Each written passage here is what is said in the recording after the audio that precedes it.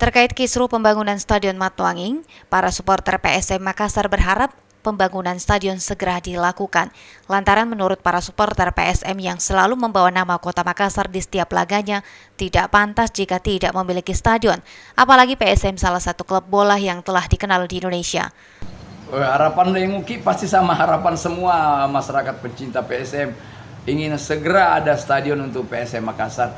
Ingin segera Matuanging ini menjadi wujud sebuah stadion kembali seperti dulu lagi, yang megah, yang disegani tim-tim lawan, yang menjadi neraka buat tim-tim lawan dan menjadi kebanggaan masyarakat Sulawesi Selatan dan Indonesia pada umumnya.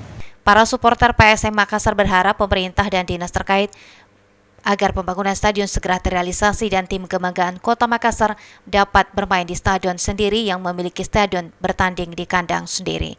Ilham Cevi, Fajar TV dan Fajar Radio melaporkan.